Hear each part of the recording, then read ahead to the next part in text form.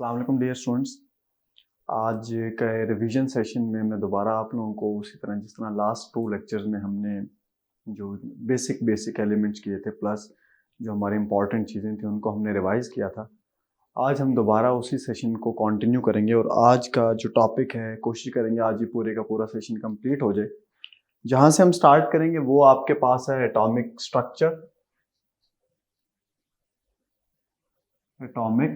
Structure and EMR। ये आप लोगों का टॉपिक है atomic structure and electromagnetic radiations. Atomic structure को जब स्टार्ट करते हैं तो इसमें बड़ी ही बेसिक लेवल की इंफॉर्मेशन है, कोई इतनी कॉम्प्लेक्स नहीं है। एटॉमिक स्ट्रक्चर में हम बेसिकली जहां से स्टार्ट करेंगे हम यहां से स्टार्ट करेंगे कि why do atoms form bond. Atom bond क्यों बनाते हैं? बड़ा बेसिक सा प्रिंसिपल है। एटम बॉन्ड किस लिए बनाते हैं? To gain stability. और स्टेबिलिटी के फिर आपके पास 2 क्राइटेरिया आ जाते हैं। जो पहला क्राइटेरिया है दैट इज डुप्लेट रूल और जो दूसरा क्राइटेरिया है वो है ऑक्टेट रूल। ये आपके पास 2 रूल्स हैं, एक है डुप्लेट रूल और एक है ऑक्टेट रूल। डुप्लेट रूल में क्या है कि एक एलिमेंट के लास्ट शेल या वैलेंस शेल या आखिरी शेल में जब नंबर ऑफ इलेक्ट्रॉन 2 हो जाते हैं तो वो स्टेबिलिटी का क्राइटेरिया मीट कर जाता है। जब स्टेबिलिटी का क्राइटेरिया मीट कर जाएगा तो स्टेबल हो जाएगा, इस वजह से एटम्स बॉन्ड बनाते हैं। सिमिलरली ऑक्टेट रूल में आपके पास क्या है कि एक एलिमेंट के लास्ट शेल वैलेंस शेल या आखिरी शेल में नंबर ऑफ इलेक्ट्रॉन्स 8 होते हैं। तो अगेन वो स्टेबिलिटी का क्राइटेरिया मीट कर जाएगा और फाइनली हम एक ही पॉइंट की तरफ लीड करें दैट इज एटम्स बॉन्ड क्यों बनाते हैं। तो दरअसल स्टेबिलिटी के ये 2 क्राइटेरिया जिनको हमने डिस्कस कर लिया। अब सारी की सारी बात अगर आप देखेंगे ध्यान से तो मैं वैलेंस शेल की बात कर रहा हूं। वैलेंस शेल की ही मैं क्यों बात कर रहा हूं? क्योंकि याद रखिएगा बॉन्डिंग में सिर्फ और सिर्फ आपके वैलेंस शेल इनकॉर्पोरेट होते हैं, वैलेंस शेल टेक पार्ट करते हैं। ठीक है, अब इस केस में देखें हाइड्रोजन, जो डुप्लेट रूल के केस में देखें तो हाइड्रोजन इसकी एक प्राइम एग्जांपल है। हाइड्रोजन के आउटर मोस्ट शेल में अगर आप देखेंगे ये न्यूक्लियस है और इसके पास एक इलेक्ट्रॉन है। तो देखें इसको एक और इलेक्ट्रॉन नीडेड है, जब एक इलेक्ट्रॉन इसको और मिल जाएगा तो स्टेबिलिटी का क्राइटेरिया मीट कर जाएगा। सिमिलरली लेट्स से हम नाइट्रोजन का केस बना लेते हैं।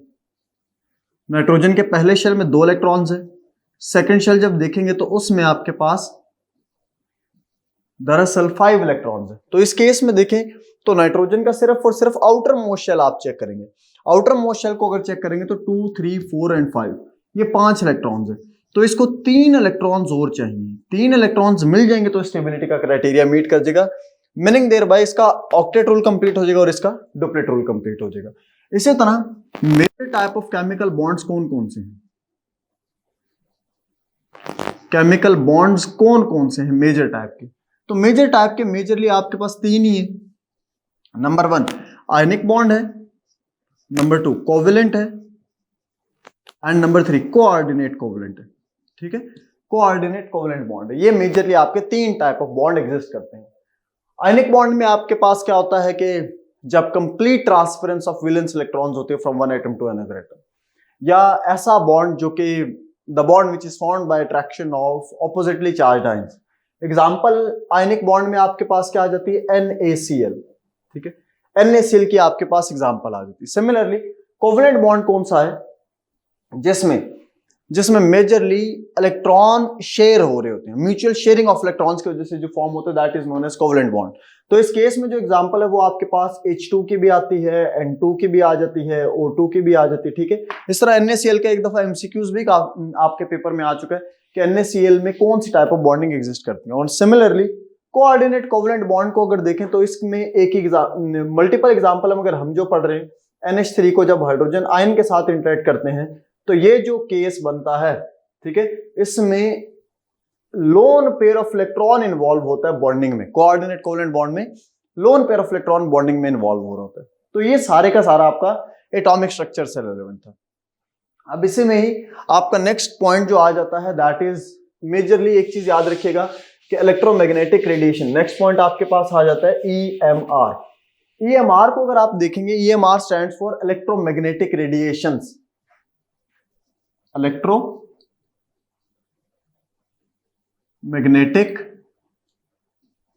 रेडिएशंस। ठीक है, इलेक्ट्रोमैग्नेटिक रेडिएशन। ईएमआर की अगर बात करेंगे तो इसका एक आपके पास सीक्वेंस है, R M I V U X Y, ठीक है। Radio, micro, infrared, visible, ultraviolet, X rays and gamma rays. मैं रिपीट कर रहा हूं, R stands for radio waves, M stands for microwaves, I stand for infrared, V stand for visible spectrum, U stand for ultraviolet, X rays, X stand for X rays, Y stand for gamma rays. अगर इस sequence को आप follow करें, इस direction में आप चलेंगे, तो जब एनर्जी इंक्रीज करती है तो फ्रीक्वेंसी भी इंक्रीज करती है और वेवलेंथ आपकी क्या करती है, डिक्रीज। इस बेसिस के ऊपर इन दोनों रेडिएशंस को हम पढ़ते हैं आयनाइजिंग रेडिएशंस, आयनाइजिंग, और इन बाकियों को हम पढ़ते हैं नॉन आयनाइजिंग रेडिएशंस। एक आपकी आयनाइजिंग रेडिएशंस होगी, एक नॉन आयनाइजिंग रेडिएशंस होगी। इस कॉन्सेप्ट को आपने अपने जहन में रखना और याद रखेंगे, इसके मेजरली जो पेपर में एमसीक्यूज आते हैं, वो सॉरी क्वेश्चन जो आता है वो मेजरली एमसीक्यूज फॉर्मेट का ही होता है, वो सब्जेक्टिव फॉर्मेट का क्वेश्चन इसका पेपर में बहुत मुश्किल होता है। एग्जांपल देता हूं, सीएसएस 2023 में जो आपका क्वेश्चन आया था इलेक्ट्रोमैग्नेटिक रेडिएशन का, उसमें अगर आप ध्यान से देखें तो उसने क्या किया था, उसने कहा था कि मैं आपको फॉलोइंग रेडिएशंस दे रहा हूं, ये 5 रेडिएशंस है और इनका आपने क्या करना है, इनके दो या एक दो एप्लीकेशंस लिख देनी है। तो याद रखिएगा, यहां से मेजरली आपका एमसीक्यूज इन नेचर का क्वेश्चन आता है कि रेडियो वेव्स आपकी कहां यूज होती हैं, micro, infrared, visible, X rays and gamma rays. इसके लिए आप बुक कंसल्ट करेंगे तो उसमें एक टेबल बना हुआ और टेबल में आपकी रेडिएशन है और उसके आगे उसकी एप्लीकेशंस लिखी हुई है, दो तीन एप्लीकेशंस है कि ये मेडिकल इंस्ट्रूमेंट के लिए यूज होती है, ठीक है, मेडिकल थेरेपी के लिए यूज होगी, रेडियो वेव्स आपकी क्या कहते हैं, माइक्रोवेव्स कहाँ यूज होंगी, ये बात समझ आ रही कि नहीं आ रही, ये सारी की सारी चीजें उसके अंदर एक टेबल छोटा सा बना हुआ, उसको मेमोराइज करनी। इसी तरह एक टॉपिक इसमें मेंशन नहीं है मगर पेपर में अपीयर होता है, that is artificial radio activity and natural radio activity. ये दो पॉइंट्स हैं, आर्टिफिशियल, नेचुरल रेडियो एक्टिविटी, ये पेपर में अपीयर होता है। तो इसको याद करने के लिए बड़ा सिंपल सा एक जो है बेंच मार्क है, बेस पॉइंट है, जिसके बेसिस के ऊपर हम इसको डिसाइड करते हैं नेचुरल रेडियो एक्टिविटी क्या और आर्टिफिशियल रेडियो एक्टिविटी क्या है। नेचुरल रेडियो एक्टिविटी में क्या होता है कि जब एटॉमिक नंबर, ऐसे एलिमेंट जिनका एटॉमिक नंबर ग्रेटर देन 82 है या 82 से ग्रेटर है, वो क्या करते हैं, continuously, spontaneously, without involvement of any external agency, वो कॉन्टिन्यूसली रेडिएशन एमिट करते रहते हैं। जब वो कॉन्टिन्यूसली रेडिएशन एमिट करते रहते हैं तो इसको हम पढ़ते हैं natural radio activity. Whereas artificial radio activity में क्या होता है कि वो कॉन्टिन्यूसली एमिट नहीं कर रहे। जब वो कॉन्टिन्यूसली एमिट नहीं कर रहे तो उस केस में आपको क्या चाहिए होगा, एक एक्सटर्नल फोर्स चाहिए होगी, और उस एक्सटर्नल फोर्स को जब हम यूज करेंगे तो उसमें आपके पास क्या आ जाते हैं, अल्फा पार्टिकल्स या बीटा पार्टिकल्स की आप क्या करते हैं, बम्बार्डमेंट करते हैं। जो भी एलिमेंट होगा उसके ऊपर अल्फा और बीटा पार्टिकल्स की आप बम्बार्डमेंट करेंगे, मीनिंग देयर बाय कि आप उसको फोर्स कर रहे हैं कि आप रेडिएशंस को एमिट करें। तो जब उसको फोर्स किया जाएगा उस एलिमेंट को, तो फिर वो क्या हो जाएगा, अनस्टेबल हो जाएगा। दरअसल ये सारे का सारा कॉन्सेप्ट स्टेबिलिटी से रिलेट करता है, हाफ लाइफ का जो कॉन्सेप्ट है बेसिकली वहां से हमारा जो है। तो नेचुरल रेडियो एक्टिविटी में atomic number greater than 82, artificial में ऐसे एलिमेंट जिनका एटॉमिक नंबर लेस देन 82 है, तो उनको आप फोर्स करते हैं कि आप रेडिएशंस को एमिट करें। तो ये इन दोनों का डिफरेंस है मेजरली, ब्रॉडली स्पीकिंग। बाकी आप उसमें बुक में भी देखेंगे तो आपको काफी हद तक चीजें मिल जाएंगी। ये आपका टॉपिक था atomic structure and electromagnetic radiations का। सिमिलरली हम आगे मूव करते हैं, जो नेक्स्ट टॉपिक है आप लोगों का, दैट इज एक डिफरेंस है बेसिक लेवल का, that is vaccine and antibiotics का क्या डिफरेंस है। वैक्सीन कहां पे यूज होती है, एंटीबायोटिक कहां पे यूज होती है। तो वैक्सीन को थोड़ा सा समझ लेते हैं कि वैक्सीन आपके पास है क्या। वैक्सीन याद रखिएगा, जो मेजर डिफरेंस है वैक्सीन और एंटीबायोटिक में, वैक्सीन यूज होती है आपके कहां पर, मेजरली जो वायरल इन्फेक्शन होते हैं, ठीक है, वायरस के थ्रू, ठीक है। वेयरएज एंटीबायोटिक कहां पे यूज होती है, जो आपके बैक्टीरियल इन्फेक्शन होते हैं, ठीक है, बैक्टीरियल इश्यूज की वजह से जो चीजें जनरेट होंगी उसमें आप जो है क्या कहते हैं इसको, एंटीबायोटिक यूज करेंगे। वेयरएज वैक्सीन कहीं और यूज होगी। वैक्सीन आपके वायरल इन्फेक्शन, जो वायरस के थ्रू इन्फेक्शन कॉज हो रहा है। अब वैक्सीन का प्रोसेस आपको लाजमी समझ आना चाहिए, बड़े ध्यान से सुनेंगे। जब भी हमें कोई इंजेक्शन लगता है, लेट से पोलियो की वैक्सीन हमें लगती है, ठीक है, जिसमें मेजरली 2 आ जाती है, आईपीवी आ जाती है, ओपीवी आ जाती है। IPV stand for injected polio vaccine, ठीक है, OPV stand for oral polio vaccine. तो इंजेक्टेड पोलियो वैक्सीन जब हमें इंजेक्शन लगाया जाता है तो होता क्या है, दरअसल उस वैक्सीन के अंदर कोई एक लाइव वायरस होता है, ठीक है, लाइव तो होता है मगर वो वीक फॉर्म में होता है। वीक फॉर्म में आपको वायरस आपकी बॉडी में इंजेक्ट कर दिया जाता है। जब वीक फॉर्म में वायरस आपकी बॉडी में इंजेक्ट कर दिया जाता है तो उसकी वजह से होता क्या है, इसका अगला पॉइंट क्या आता है कि इसकी वजह से हमारा इम्यून सिस्टम एक्टिव हो जाता है। हमारा इम्यून सिस्टम क्या हो जाएगा, एक्टिव। किस वजह से, इस एंटीजन की वजह से, इस वायरस की वजह से हमारा इम्यून सिस्टम एक्टिव हो गया। अब इम्यून सिस्टम एक्टिव होने के बाद वो क्या करेगा, एंटीबॉडीज जनरेट करेगा।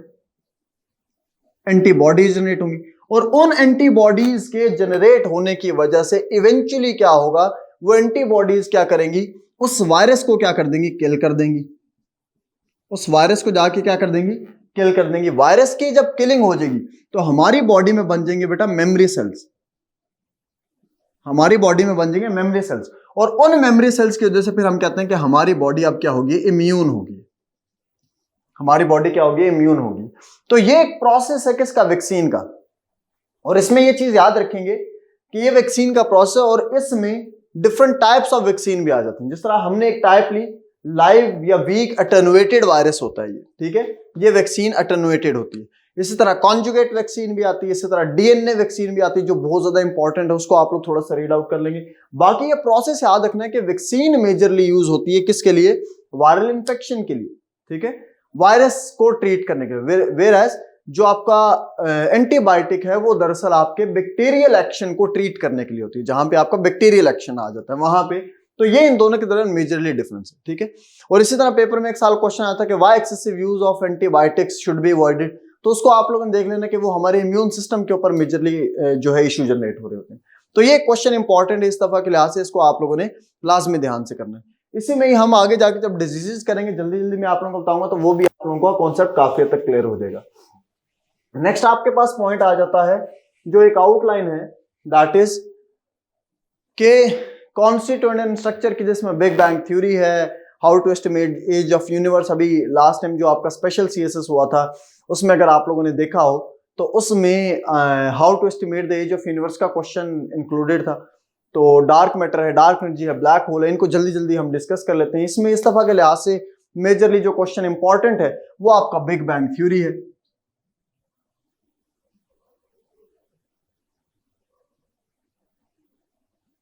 बिग बैंग थ्योरी को जब भी पेपर में आप एक्सप्लेन करेंगे तो पहले तो बड़ा बेसिक सा पॉइंट है कि किसने ये थ्योरी पुट फॉरवर्ड की थी। तो this theory was put forwarded by George Lemaître, ठीक है। जॉर्ज लेमेत्रे ने थ्योरी दी थी और उन्होंने दरअसल ये कहा था कि अब जो हमारे यूनिवर्स का ओरिजिन है वो कहां से स्टार्ट होता है, singularity, singularity, cosmology and third number पे फ्यूचर ऑफ यूनिवर्स। हम जब एक्सप्लेन करेंगे तो हम इन तीन पार्ट्स में इसको डिवाइड करेंगे बिग बैंग थ्योरी को समझने के लिए। सिंगुलैरिटी में क्या था कि entire universe was inside a bubble, सारे का सारा यूनिवर्स एक बबल के अंदर था। उस बबल के दो फीचर्स बता दिए गए थे कि एक उसका टेम्परेचर इन्फिनिट था, नंबर उसकी डेंसिटी इन्फिनिट थी, ठीक है। With the passage of time वो एक्सपैंड करना शुरू किया। एक्सपैंड करने के बाद क्या हुआ, फिर कॉस्मोलॉजी का पॉइंट आ गया। कॉस्मोलॉजी में फर्दर आपके तीन हेडिंग्स आ जाती हैं जिनको आपने एक्सप्लेन करना है। पहली हेडिंग क्या है, expansion resulted in cooling, expansion resulted in cooling.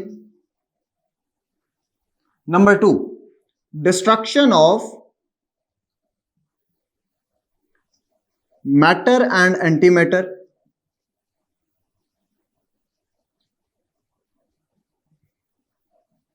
Destruction of matter and antimatter. और फाइनली आप आखिरी पॉइंट लिखेंगे, फॉर्मेशन ऑफ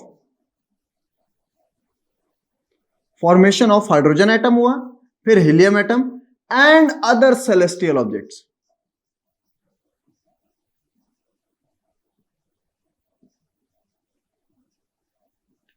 ये आपके पास क्या है, कॉस्मोलॉजी में आपने ये चीजें एक्सप्लेन करनी है। और फाइनली आखिरी चीज आ जाती है that is future of universe. Future of universe पे आपको मल्टीपल मॉडल्स मिल जाएंगे, बिग क्रंच थ्योरी भी आपको मिल जाएगी, ठीक है, फ्लैट मॉडल भी मिलेगा, ओपन मॉडल भी मिलेगा, साइक्लिक भी मिलेगा। मगर जिन दो स्कूल ऑफ थॉट के दरमियान डिस्कशन है वो आपके दो मॉडल है मेजरली, एक है क्लोज मॉडल और दूसरा है ओपन मॉडल। एक कहता है कि future of universe is closed. Future of universe is closed क्यों है? क्लोज्ड वो ये कहता है कि हमारे यूनिवर्स में एक फोर्स एग्जिस्ट कर रही है जो कि ग्रेविटी की फोर्स है, जिसकी वजह से ऑब्जेक्ट्स एक दूसरे के करीब आ रहे हैं। जब ऑब्जेक्ट्स एक दूसरे के करीब आ रहे हैं तो एक टाइम आएगा वो एक सारे के सारे एक पॉइंट पे आ जाएंगे, ठीक है। तो future of universe is closed, meaning thereby convergence model है। क्लोज्ड का जो मॉडल है that is convergence model. Where second आपके पास आ जाता है ओपन मॉडल। ओपन मॉडल आपका कौन सा है? डाइवर्जेंस मॉडल है। डाइवर्जेंस मॉडल को हम स्टार्ट कहां से करते हैं कि आइंस्टाइन का एक आइडिया था कि हमारे यूनिवर्स में एक फोर्स एग्जिस्ट कर रही है and that force is countering the force of gravity. अब देखिए, जो चीज ग्रेविटी को काउंटर करेगी तो वो ऑब्जेक्ट्स को किधर मूव करवाएगी? अवे। जितना ऑब्जेक्ट्स अवे मूव करेंगे उतनी एम्प्टी स्पेसेस बढ़ेगी। जितनी एम्प्टी स्पेसेस बढ़ेंगी उतनी डार्क एनर्जी की value day by day increase करेगी। जितनी डार्क एनर्जी की value day by day increase करेगी, क्योंकि dark energy is the property of empty spaces. जब डार्क एनर्जी की value day by day increase करेगी तो ऑब्जेक्ट एक दूसरे से अवे मूव करेंगे तो वो रेड शिफ्ट शो करेंगे। Objects are being red shifted. जब ऑब्जेक्ट अवे मूव करते हैं इसको रेड शिफ्ट पढ़ते हैं। जब रेड शिफ्ट शो करेंगे तो इसका मतलब क्या? हमारा यूनिवर्स क्या कर रहा है? एक्सपैंडिंग इन नेचर है। तो जो ज्यादा एक्सेप्टेबल स्कूल ऑफ थॉट है वो ओपन मॉडल। और इसमें आपने क्या क्या चीजें लिखनी है? Number 1 idea of Einstein, Einstein लाजमी लिखेंगे। नंबर 2 एम्प्टी स्पेसेस का आइडिया लिखेंगे, क्योंकि एम्प्टी स्पेसेस डायरेक्टली रिलेटेड है किससे? डार्क एनर्जी से। डार्क एनर्जी का आइडिया लिखेंगे। जब एम्प्टी स्पेसेस बढ़ेंगे तो डार्क एनर्जी की value day by day increase करेगी। नंबर 4 जब डार्क एनर्जी की value day by day increase करेगी तो उसकी वजह से क्या होगा? ऑब्जेक्ट क्या होंगे? रेड शिफ्ट शो करेंगे। रेड शिफ्ट शो करेंगे और उसकी वजह से हम क्या कहेंगे फाइनली कि हमारा यूनिवर्स क्या है? एक्सपैंडिंग इन नेचर है। हमारा यूनिवर्स क्या है? Expanding in nature. तो ये आपके पास मेजरली इस जो पॉइंट है वहां से ये चीजें इंपॉर्टेंट, ठीक है। बिग बैंग थ्योरी मैंने आप लोगों को करा दी, इस दफा के लिहाज से काफी हद तक इंपॉर्टेंट समझी जा रही है, क्योंकि लास्ट टाइम आपका how to estimate the age of universe आ चुका है। तो इस दफा के लिहाज से बिग बैंग थ्योरी काफी हद तक इंपॉर्टेंट। लास्ट में इसकी आप एक डायग्राम बनाएंगे जिसमें आप लोग क्या डिस्प्ले करेंगे कि यहां पर बिग बैंग थ्योरी हुई, उसके बाद इन्फ्लेशन हुई,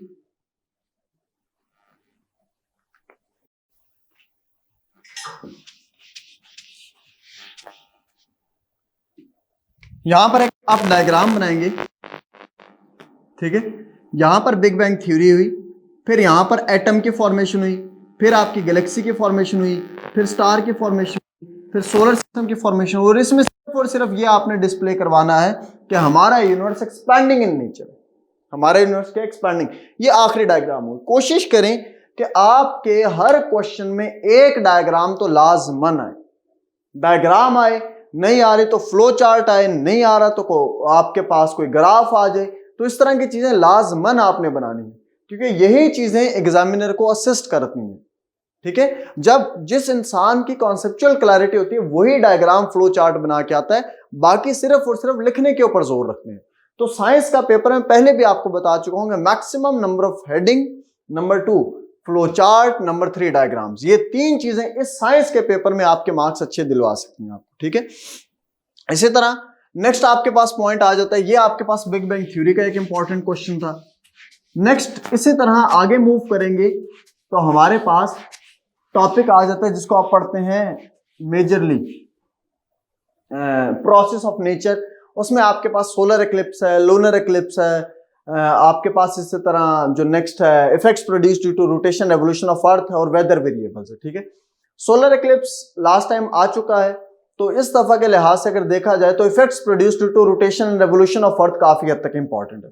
तो रोटेशन आपके पास क्या होती है अगर ध्यान से देखा जाए तो देखिए, अगर ये एक ऑब्जेक्ट है, ये अगर अपने ही एक्सिस में घूमना शुरू कर दे, अपने एक्सिस में स्पिन करना शुरू कर दे, ये जो स्पिनिंग मोशन होती है इसको आप क्या पढ़ते हैं? रोटेशन पढ़ते हैं। वेयर एज अगर ये एक ऑब्जेक्ट है, इसको मैं सेंटर लाइन करके इसके अराउंड एक ऑब्जेक्ट घूमना शुरू कर दे, इसको रेवोल्यूशन पढ़ते हैं। तो ये दो कॉन्सेप्ट एग्जिस्ट करते हैं, एक आपके पास रोटेशन है और एक रेवोल्यूशन है। रोटेशन में एक ऑब्जेक्ट अपने एक्सिस में स्पिन कर रहा है, रेवोल्यूशन में एक ऑब्जेक्ट आपके एक पॉइंट के अराउंड स्पिन वो घूम रहा है। तो एक होता है रोटेशन और एक होता है रेवोल्यूशन।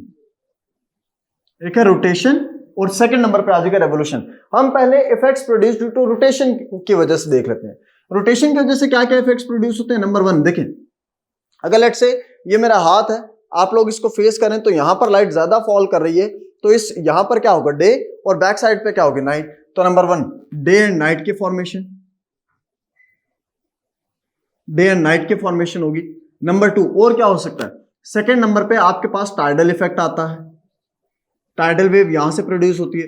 टाइडल वेव आपके पास क्या होती है कि there is a gravitational pull, ठीक है, ग्रेविटेशनल पुल होता है जो मून, सन और अर्थ के दरमियान में होता है, जिसकी वजह से अर्थ के ऊपर थोड़ा सा वाटर वॉल्यूम राइज कर जाता है, जिसको आप क्या पढ़ते हैं, टाइडल इफेक्ट पढ़ते हैं। टाइडल वेव भी वही होती है। There is a difference between tsunami and tidal wave, वो लास्ट टाइम हम डिस्कस कर चुके हैं। थर्ड नंबर पे टाइडल वेव के बाद, डे एंड नाइट के बाद टाइडल वेव, नेक्स्ट आपके पास आ जाता है time sense,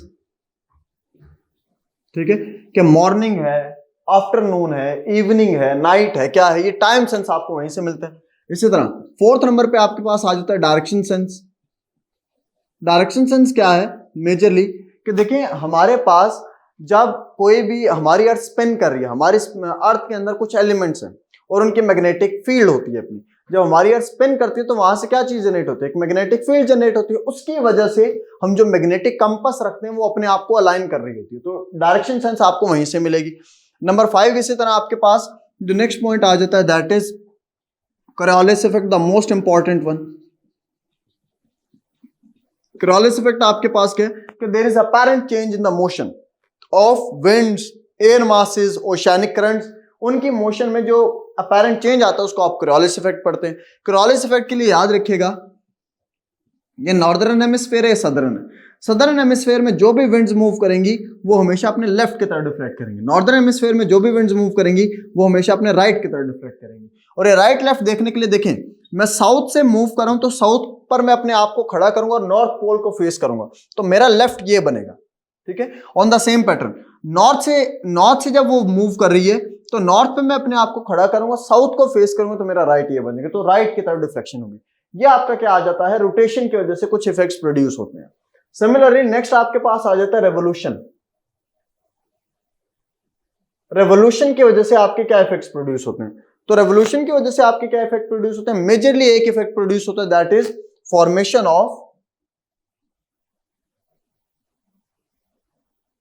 of seasons. Seasons की फॉर्मेशन आपकी इसकी वजह से होती है। अब सीजन्स की फॉर्मेशन की बैक एंड पे क्या रीजन है, वो क्यों फॉर्मेशन होती है सीजन की, तो मेजरली 2 रीजन है। Number 1 tiltation of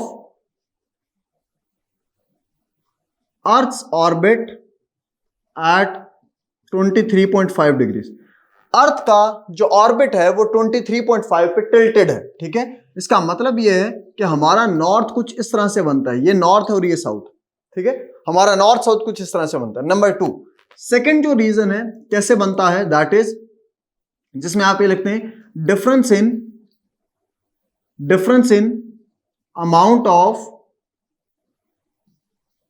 solar radiations received per area. Difference in amount of solar radiations received per area. तो ये दोनों रीजंस मिलके क्या बनाती हैं, आपके सीजन्स की फॉर्मेशन करती हैं, जिसमें कभी देखें ये आपका है ऊपर नॉर्दर्न हेमिस्फीयर वाले को आप पढ़ते हैं ट्रॉपिक ऑफ कैंसर, और सदर्न हेमिस्फीयर वाले को 23.5 बिलो जब आप देखते हैं तो उसको आप पढ़ते हैं ट्रॉपिक ऑफ कैप्रिकॉर्न। तो एक आगे ट्रॉपिक ऑफ कैंसर आ जाता है, एक ट्रॉपिक ऑफ कैप्रिकॉर्न आ जाता है। तो जब जून होता है तो उसमें जून में क्या होता है, ट्रॉपिक ऑफ कैंसर पे डायरेक्टली सोलर रेडिएशंस फॉल कर रही होती है, जिसकी वजह से ये चीज समझनी है, जून में ट्रॉपिक ऑफ कैंसर के ऊपर या नॉर्दर्न हेमिस्फीयर के ऊपर डायरेक्टली सोलर रेडिएशंस फॉल कर रही हैं। बेशक हमारी अर्थ का जून में सन से डिस्टेंस मैक्सिमम होता है, मगर क्योंकि solar radiation directly Tropic of Cancer पे फॉल करी, इस वजह से नॉर्दर्न हेमिस्फीयर में मेजरली आप समर ऑब्जर्व करते हैं, वाइल सदर्न हेमिस्फीयर पे सेम टाइम पे आप विंटर ऑब्जर्व करेंगे। दिसंबर में जो दिसंबर जनवरी है उसमें हमारी अर्थ का सन से डिस्टेंस मिनिमम होता है, मगर इशू क्या होता है,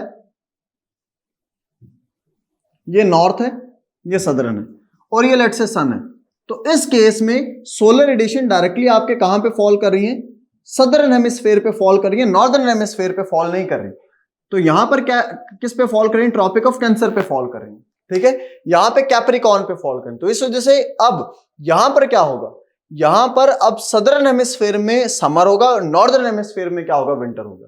तो यहीं से आपके 2 नए कॉन्सेप्ट फिर बन जाते हैं, एक को आप पढ़ते हैं सॉल्स्टाइस और दूसरे को पढ़ते हैं इक्विनॉक्स।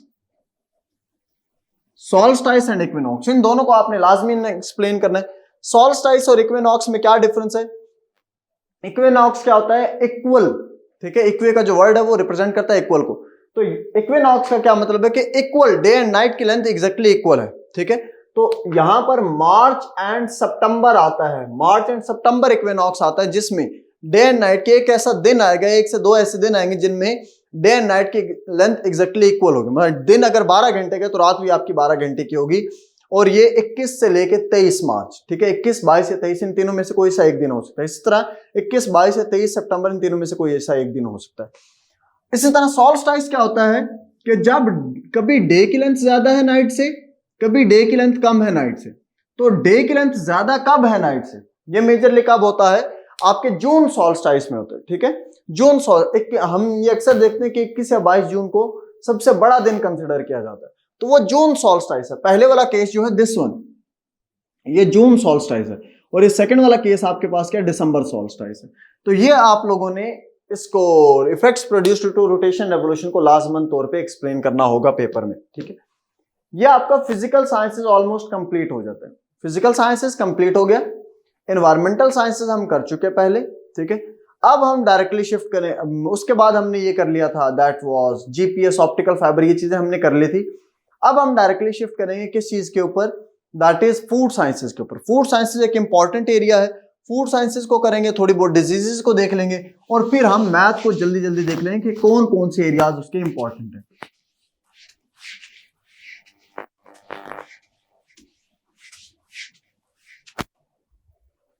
फूड साइंसेस का टॉपिक जहां से स्टार्ट होता है, इसके 4 से 5 टॉपिक ये हैं हमेशा के लिहाज से जो इंपॉर्टेंट है। इसका एक छोटा सा फ्लो चार्ट है, उसको मैं बना देता हूं और उसको थोड़ा थोड़ा मैं करके एक्सप्लेन कर दूंगा, तो आपको काफी हद तक समझ आ जाएगा। देखिए, ये कहानी स्टार्ट होती है न्यूट्रिएंट से। न्यूट्रिएंट से कहानी स्टार्ट होती है। न्यूट्रिएंट्स क्या है? जो भी आप फूड इनटेक करते हैं उसमें न्यूट्रिएंट्स होते हैं जो हमारी बॉडी को रिक्वायर्ड होते हैं। क्यों रिक्वायर है जी? क्योंकि हमने सेल्स बनाने हैं, रिप्रोडक्शन करनी है, एनर्जी है, वो सारे के सारे न्यूट्रिएंट्स की वजह से होते हैं। तो मेजरली 2 किस्म के न्यूट्रिएंट्स होते हैं, एक आपके मैक्रो न्यूट्रिएंट्स हैं और एक आपके माइक्रो न्यूट्रिएंट्स। एक मैक्रो है और एक माइक्रो है। मैक्रो कौन से होते हैं? ये वो न्यूट्रिएंट होते हैं जो आपकी बॉडी को लार्ज क्वांटिटी में रिक्वायर्ड होते हैं, उनको मैक्रो न्यूट्रिएंट्स पढ़ते हैं। माइक्रो कौन से होते हैं? जो बॉडी को स्मॉल क्वांटिटी में रिक्वायर्ड है, वो आपके माइक्रो न्यूट्रिएंट्स है। मैक्रो में आपके पास कौन कौन से आ जाते हैं? Number 1 carbohydrate, proteins and fats, ठीक है। माइक्रो में आपके पास कौन कौन से आ जाते हैं? Vitamin and minerals, vitamin and minerals, ठीक है। ये आपके पास मैक्रो और माइक्रो न्यूट्रिएंट्स आ जाते हैं। अब ये कार्ब्स को पहले देख लेते हैं जल्दी जल्दी, प्रोटीन्स को, फिर फैट्स को देख लेंगे। इनके मेजर चीजों को देखें। देखिए, कार्ब्स क्या है, या कार्बोहाइड्रेट्स आपके पास क्या है? अगर इसको डिफाइन किया जाए, अगर मैं इसके वर्ड को लिख लूं तो वहां से आपको ज्यादा अच्छा समझ आ जाएगा। कार्बोहाइड्रेट्स, तो कार्बो एंड हाइड्रेट्स, ये 2 चीजें आ जाती हैं मेजरली। एक है कार्बन और एक है हाइड्रेट H2O। तो CxH2OY, ये इसका बेसिक फॉर्मूला आ जाता है जो आप जनरल फॉर्मूला पढ़ते हैं, और इसको हम पढ़ते हैं hydrated carbon. Hydrated mean water और कार्बन आ गया, हाइड्रेटेड कार्बन इसको मेजरली आप कंसिडर करते हैं, ठीक हो गया। अब इसकी कुछ आपके पास क्लासिफिकेशन है ऑन द बेसिस ऑफ सैकेराइड्स। सैकेराइड्स का क्या मतलब है? सैकेराइड का क्या मतलब है जी? सैकेराइड का मतलब है कि ये आपका मेजरली शुगर मॉलिक्यूल है, ठीक है। सैकेराइड की बेसिस के ऊपर इसकी 3 क्लासिफिकेशन आ जाती हैं। कौन कौन सी है? Number 1 monosaccharide, number 2 oligosaccharide, number 3 polysaccharide. ये 3 है। मोनो जिसमें एक शुगर का मॉलिक्यूल है जिसको फर्दर ब्रेक नहीं कर सकते, ओलिगो जिसमें 2 से 10 शुगर के मॉलिक्यूल है, ठीक है। इसी तरह पॉली जिसमें बहुत ज्यादा शुगर के मॉलिक्यूल्स आ जाते हैं, मोनो, ओलिगो एंड पॉलीसैकेराइड आ जाते हैं, ठीक है। ये 3 इसकी क्लासिफिकेशन है मेजरली। ये इनको आप इनकी थोड़ी थोड़ी छोटी छोटी कैरेक्टरिस्टिक्स हैं कि टॉप टू बॉटम मूव करेंगे तो हाइड्रोलिसिस हो सकता है, ठीक है। टॉप टू बॉटम मूव करेंगे तो कॉम्प्लेक्सिटी की तरफ आप शिफ्ट करते जाएंगे, टॉप टू बॉटम मूव करेंगे तो सॉल्युबिलिटी डिक्रीज करती जाएगी। तो ये वो चीजें हैं जो बेसिक है, और मैं एक्सपेक्ट कर रहा हूं कि आपको आनी चाहिए, क्योंकि आखिरी दिन चल रहे हैं आपके एग्जाम के। नहीं तो बेटा उस बुक के अंदर से आप थोड़ा थोड़ा उनको रीड आउट कर लेंगे तो आपको काफी हद तक क्लियर हो जाएगा। प्रोटीन्स के ऊपर आ जाते हैं। प्रोटीन्स आपके पास क्या है, इनको समझने के लिए आपके पास सिंपल सा एक फॉर्मूला है। जब दो अमाइनो एसिड्स कंबाइन करते हैं तो एक पेप्टाइड बॉन्ड बनता है। जब दो अमाइनो एसिड कंबाइन करें तो एक पेप्टाइड बॉन्ड बन रहा है। जब ढेर सारे अमाइनो एसिड्स कंबाइन करेंगे तो एक बॉन्ड बनेगा जिसको आप पॉलीपेप्टाइड बॉन्ड पढ़ते हैं। पॉलीपेप्टाइड बॉन्ड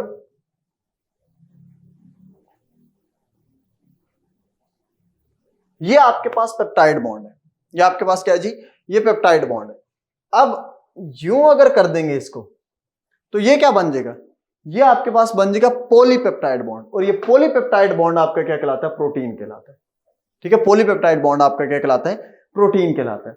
प्रोटीन्स के आपके पास 4 लेवल्स आ जाते हैं, first, primary, secondary, tertiary, quaternary. Primary level में क्या होता है कि स्ट्रेट चेन में अमाइनो एसिड्स कंबाइंड होते हैं और वो पेप्टाइड बॉन्ड से लिंक होते हैं।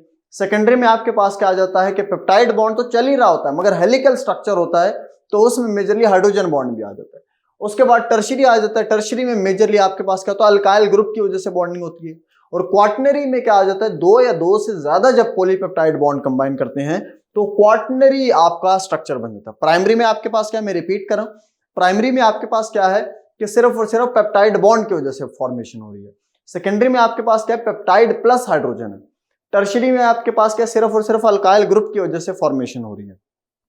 एंड लास्ट में क्वाटरनरी में आपके पास क्या है, 2 या 2 से ज्यादा पॉलीपेप्टाइड जब कंबाइन करेंगे। अब इनकी इंपॉर्टेंस है, प्रोटीन्स की क्या इंपॉर्टेंस है अगर आप देखेंगे तो इसको याद करने के लिए ईट्स का वर्ड याद कर लें। हीट्स का वर्ड याद कर लें।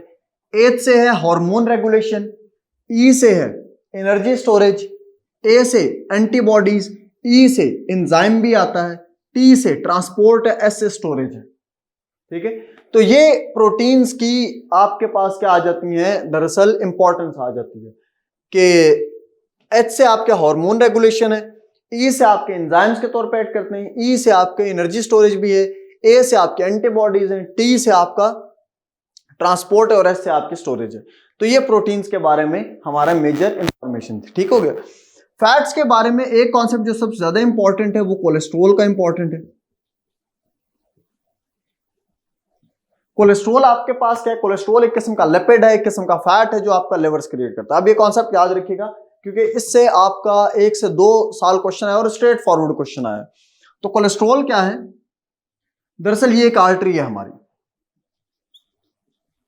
ये आर्टरी में अभी कोई ब्लॉकेज नहीं है। ठीक है, आर्टरी में फॉर द टाइम बिंग हम एज्यूम करते हैं कि कोई भी ब्लॉकेज नहीं है। ब्लॉकेज नहीं है तो आपका ब्लड नॉर्मल प्रेशर से फ्लो कर रहा है। अब कोलेस्ट्रॉल क्या होता है, कोलेस्ट्रॉल एक किस्म का लिपिड है, एक किस्म का फैट है जो आपका लिवर क्रिएट कर रहा है। जब भी आप कोई डाइट खाते हैं जो हाई सैचुरेटेड फैट्स की है तो उससे आपका लिवर क्या करता है, ज्यादा कोलेस्ट्रॉल को क्रिएट करता है। अब वो कोलेस्ट्रॉल कहीं ना कहीं जाकर तो बिल्डअप होगा। वो कहां पर बिल्डअप होता है, वो इंटरनल आर्टीरियल वॉल में आके इस तरह बिल्डअप होना शुरू हो जाता है। मेडिकल की लैंग्वेज में जब ये आके इस तरह बिल्डअप होता है, मेडिकल की लैंग्वेज में इसको पढ़ते हैं प्लैक या प्लेक। ठीक है, प्लैक या प्लेक फॉर्मेशन होगी। इस प्लैक या प्लेक की फॉर्मेशन की वजह से क्या होगा, ब्लड फ्लो में हिंड्रेंस आएगी। ब्लड अब उस तरह फ्लो नहीं कर सकेगा क्योंकि जब हिंड्रेंस आई है तो यहां पर क्या होगा, एलिवेटेड ब्लड प्रेशर हो जाएगा। ब्लड प्रेशर क्या करेगा, इंक्रीज कर जाएगा। पॉइंट समझ आ रहे, देखिए कोलेस्ट्रॉल एक किस्म का लिपिड है, किस्म का फैट है जो आपका लिवर क्रिएट कर रहा है। जब भी आप कोई डाइट खा रहे हैं जो हाई सैचुरेटेड फैट्स की है तो आपके लिवर ने ज्यादा कोलेस्ट्रॉल क्रिएट किया, वो कोलेस्ट्रॉल इंटरनल आर्टीरियल वॉल पे जाके बिल्डअप हो गया जिसको आप प्लेक पढ़ रहे हैं या प्लैक पढ़ रहे हैं। अब ये प्लेक या प्लैक क्या करेगा, ब्लड फ्लो में हिंड्रेंस क्रिएट करेगा। जब ब्लड फ्लो में हिंड्रेंस होगी तो उसकी वजह से क्या है, ब्लड प्रेशर राइज करेगा। अब अगर ये आर्टरी हार्ट से कनेक्टेड है या ये आर्टरी ब्रेन से कनेक्टेड, अगर हार्ट से कनेक्टेड है तो हार्ट अटैक आ जाएगा, अगर ब्रेन से कनेक्टेड है तो ब्रेन स्ट्रोक आ जाएगा। ये बात समझ आ रही है। तो पेपर में अक्सर पूछते हैं कि जी इसको मिनिमाइज करने के लिए, इसके इफेक्ट को मिनिमाइज करने के लिए आप क्या प्रोसेस यूज करेंगे, तो फिर वही छोटी छोटी चीजें आ जाती हैं कि आप स्मोकिंग ना करें, नंबर 2 आप वॉकिंग करें, ऑयली चीजें ना खाएं, जॉगिंग करें, एक्सरसाइज करें डेली बेसिस पे। वो इस तरह की छोटी छोटी चीजें आ जाती हैं जिनको आपने फॉलो करना है। ये आ गया फैट्स। इसके बाद आ जाता है वाइटामिन। वाइटामिन बड़े जरूरी हैं। अगर आप 1 पेपर के लिहाज से भी देखें तो जो लोग 1 पेपर देते हैं, जो टेस्ट आते हैं, assistant director, IB, FIA, NAB, custom, appraisal, ये सारे इसके सारे जितने भी, तो वाइटामिन जो है ना बड़े इंपॉर्टेंट होते हैं। तो वाइटामिन का एक टेबल है, ठीक है, बेटा ये टेबल है, ये मेरी बुक में मौजूद है। यहां पर विटामिन, यहां पर उसका अदर नेम, और थर्ड नंबर पे यहां पर क्या है, डेफिशिएंसी की वजह से क्या होता है, विटामिन, उसका अदर नेम और डेफिशिएंसी। जैसे विटामिन ए की डेफिशिएंसी की वजह से नाइट ब्लाइंडनेस होता है, विटामिन डी से रिकेट्स होता है, विटामिन के से ब्लड क्लॉटिंग होती है। ये इस तरह की चीजें हैं, इनको आप लोगों ने उस बुक से लाजमी, प्लीज बेटा इस टेबल को आप लोगों ने लाजमन मेमोराइज करना है, और ये बहुत ही ज्यादा इंपॉर्टेंट रोल प्ले करता है। मैं रिपीट करूं, ये बहुत ज्यादा इंपॉर्टेंट रोल प्ले करेगा आपके नेक्स्ट पेपर में। एक साल सीएसएस 2019 में अगर आप चेक करें तो पहला क्वेश्चन जो उसने दिया था, उसने टेबल बना के दे दिया इस तरह करके, इस तरह टेबल बना के दे दिया। यहां पर विटामिन के नेम लिखे, यहां पर विटामिन के, और यहां पर डेफिशिएंसी लिखी हुई है, ठीक है। तो डेफिशिएंसी उसने लिख दी और विटामिन के नेम उसने नहीं लिखे, उसने आपको और विटामिन की ऑप्शन दे दी। तो देखिए ना कोई लेंथ का इशू है, ठीक है। वो जो जितने भी लोग कहते हैं कि जी 10 साइड्स लिख कर आए, 12 साइड्स लिख कर आए फिर पास होंगे, तो बेटा वो तो फिर आइडिया यहाँ पे आउटडेटेड हो जाता है, ठीक है। साइंस में ये चीज याद रखिएगा, कोई 10-12 पेजेस या 10-12 साइड्स आपने लिख कर आनी, अगर आपका आधे पेज के ऊपर भी क्वेश्चन का आंसर आ रहा है ना तो दैट इज एनफ। अगर आपने प्रॉपरली क्वेश्चन को आंसर कर दिया तो आपको मार्क्स वो दे देगा, ठीक है। इसमें कहानियां नहीं डालनी है आपने, ये मैं पहले भी आपको बता चुका हूं। तो विटामिन के अगर इस टेबल को देखेंगे तो अगर विटामिन का टेबल आपको याद होता तो आपके लिए कहानी बड़ी आसान हो जाती, ठीक है, आपको कोई इश्यू नहीं जनरेट होना था। तो इस वजह से इस टेबल को लाजमी मेमोराइज करेंगे। अब फाइनली जब आप इन सब चीजों को देख लेते हैं जल्दी जल्दी कि कार्बोहाइड्रेट्स है, प्रोटीन है, फैट्स है, विटामिन है, मिनरल्स है, मिनरल्स आपके पास मेजरली जिंक आ गया, ठीक है, जो माइक्रो मिनरल्स होंगे, कुछ मैक्रो होंगे, ये सारे के सारे मिनरल्स आप लोग वहां से चेक कर लेंगे।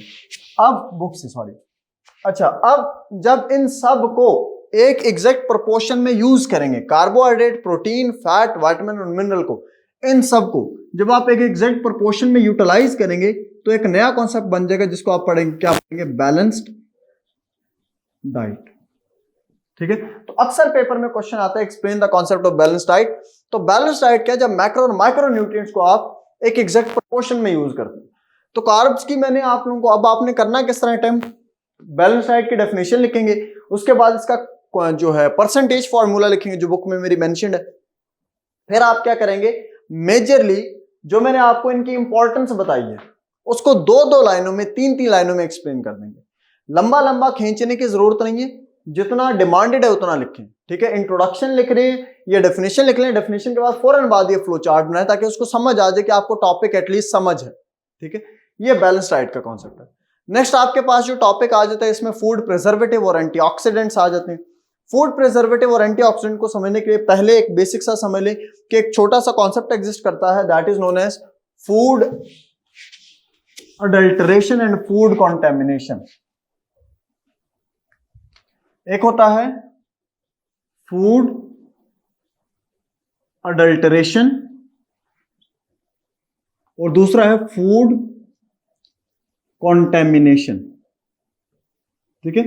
इसकी जो डिटेल्ड है वो आप लोग जब क्लासेस में आएंगे और वैसे आप बुक देखेंगे तो उसमें लिखा हुआ होगा।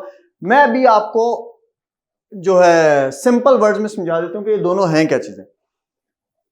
फूड अडल्टरेशन आपके पास क्या होता है कि फूड के अंदर आप कुछ ऐसे इंग्रेडिएंट्स को ऐड कर देते हैं जिनकी वजह से क्या है कि आपका प्रॉफिट मैक्सिमाइज हो जाता है, ठीक है। प्रॉफिट मेकिंग के लिए आप फूड के अंदर कोई चीजें ऐड कर देते हैं, ठीक है। तो ये कहलाता है फूड अडल्टरेशन, और याद रखेंगे कि ये इंटेंशनल होती है। वेयर एज फूड कॉन्टेमिनेशन में क्या है कि फूड की पैकेजिंग के दौरान, प्रोसेसिंग के दौरान कोई micro organism, harmful micro organism या बैक्टीरिया उसके साथ अटैच हो जाते हैं जो अनइंटेंशनल होते हैं और वो ज्यादा हार्मफुल होते हैं। तो फूड कॉन्टेमिनेशन अनइंटेंशनल होती है, ये इंटेंशनली की जाती है। तो फूड अडल्टरेशन में एक चीज आती है जिसको आप पढ़ते हैं food additives. Food additives, food के अंदर कुछ चीजें आप ऐड करते हैं। क्यों ऐड करते हैं?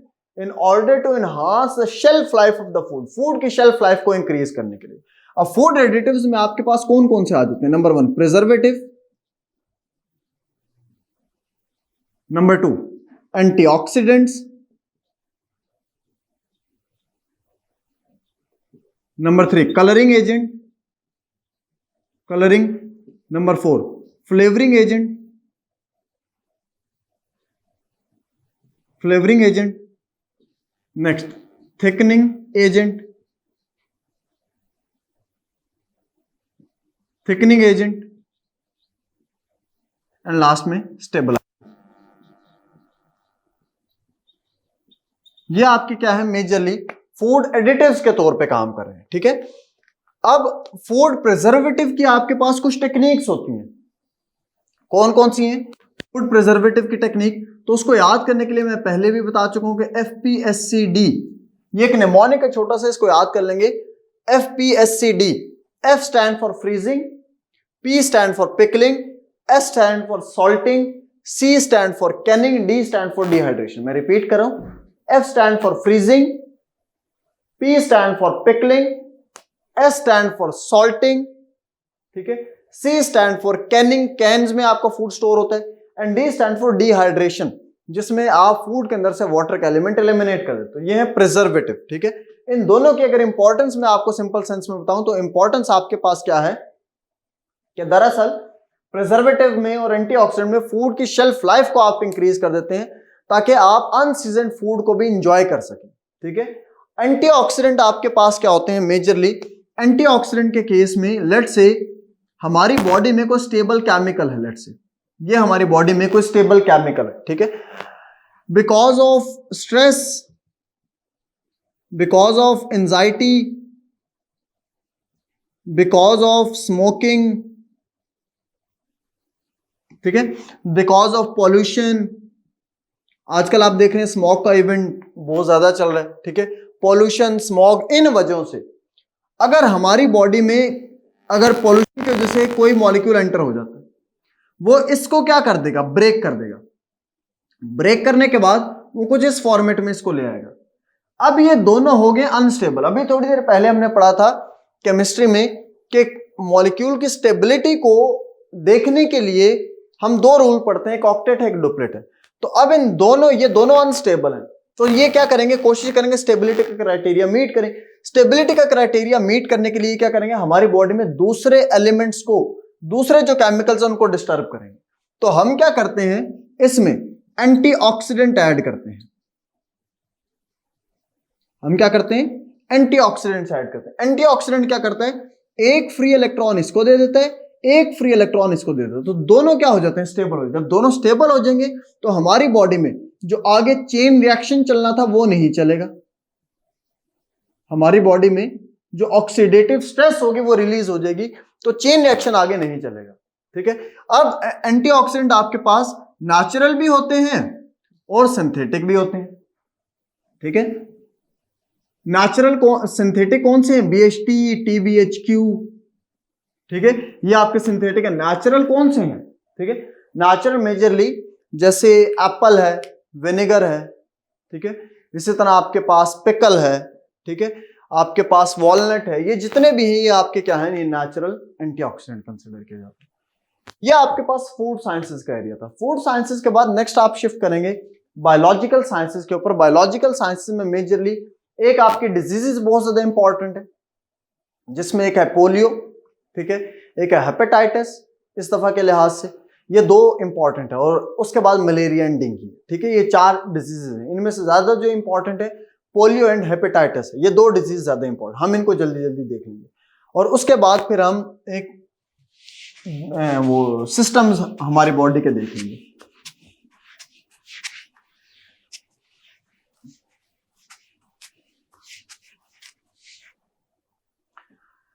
अब कहानी स्टार्ट होती है आपके पास पोलियो से, ठीक है। पोलियो को हम पढ़ते हैं पोलियो में टाइटस, ठीक है, पोलियो में टाइटस। ये टाइटस का वर्ड जहां पर भी आज इसका मतलब होता है इन्फ्लेमेशन, इन्फ्लेमेशन। तो पोलियो में टाइटस आपके पास क्या होता है, इन्फ्लेमेशन ऑफ स्पाइनल कॉर्ड होता है। स्पाइनल कॉर्ड आपकी इन्फ्लेमेट कर जाती है। तो ये सारे का सारा सिस्टम चलता किस तरह है वो एक अलग कहानी है, मगर ये कॉज किससे होता है, polio virus 1, polio virus 2, polio virus 3, ठीक है, ये इसकी कॉजेज हैं। इसको टाइप भी कुछ लोग कंसिडर करते हैं, मगर कॉजेज में लिखेंगे तो ज्यादा अच्छा रहेगा, पोलियो वायरस 1, 2 एंड 3। अब होता क्या है कि दरअसल कोई भी इंसान जब कफ करता है, स्नीज करता है, तो ये सबसे पहले अब ये सिस्टम समझेगा। देखिए हमारा जो नर्वस सिस्टम है, जो हमारा नर्वस सिस्टम है, वो दो पार्ट में डिवाइडेड है। एक सेंट्रल नर्वस सिस्टम होता है, एक पैरिफेरल नर्वस सिस्टम होता है, ये दो होते हैं ना। सेंट्रल नर्वस सिस्टम में आपका ब्रेन आ जाता है और सेकंड नंबर पे आपकी स्पाइनल कॉर्ड आ जाती है, ठीक है। पैरिफेरल नर्वस सिस्टम में आपका ऑटोनॉमिक और सोमैटिक नर्वस सिस्टम, उसको छोड़ दे। लेट्स से ये आपका ब्रेन है और ये इसकी स्पाइनल कॉर्ड है और इसके साथ ये पैराफ्रीज चल रही है, ठीक है। ये पैरिफेरल नर्वस सिस्टम जो चल रही है, ये ब्रेन और स्पाइनल कॉर्ड तो सेंट्रल नर्वस सिस्टम, और उसके बाद ये जो पैराफ्रीज चल रही है सारी किसको बता रही है? पैरिफेरल नर्वस सिस्टम को। ये आगे फर्दर कनेक्टेड होती है सेंसरी और मोटर और इंटरन्यूरॉन से, ठीक है। अब सेंसरी, मोटर, इंटरन्यूरॉन से कनेक्टेड। अब होता क्या है कि जब भी कोई इंसान कफ करता है, स्नीज करता है, ये वायरस सबसे पहले हमारे थ्रॉट में आएगा, थ्रॉट में आके मल्टीप्लाई होगा, फिर ये जाएगा स्मॉल इंटेस्टाइन में, स्मॉल इंटेस्टाइन में जाके मल्टीप्लाई होगा, उसके बाद एंटर होगा ब्लड स्ट्रीम में, ब्लड स्ट्रीम में जाएगा, ब्लड स्ट्रीम के बाद ये स्पाइनल कॉर्ड में गया, स्पाइनल कॉर्ड में जाने के बाद ये किसी न किसी पैराफ्री में चला गया, ठीक हो गया। अब ये वायरस आ गया, लेट्स पोलियो वायरस 1 2 3 कोई भी आ गया।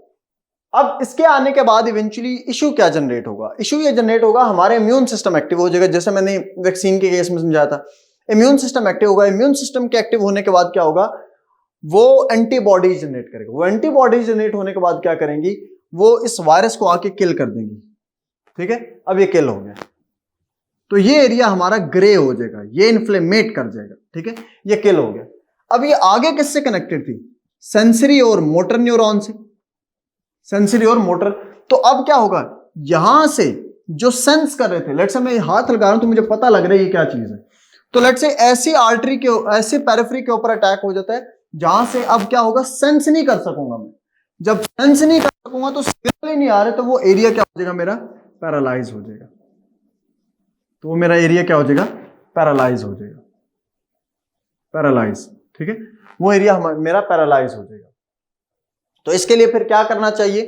तो जो मेजरली है वैक्सीनेशन की बात कर रहा हूं, एक ओपीवी होता है, एक आईपीवी होता है, ठीक है। OPV stand for oral polio vaccine है, IPV stand for injected polio vaccine है, ठीक है। ओरल पोलियो वैक्सीन है या इंजेक्टेड पोलियो वैक्सीन है। तो हम देखते हैं कि अक्सर जो हमारी गवर्नमेंट है वो एक पोलियो वैक्सीनेशन ड्राइव स्टार्ट करती है। तो इस तरह की जितने भी चीजें, ये पोलियोमेटाइटिस है, ठीक है। नेक्स्ट आपके पास आ जाता है हेपेटाइटिस।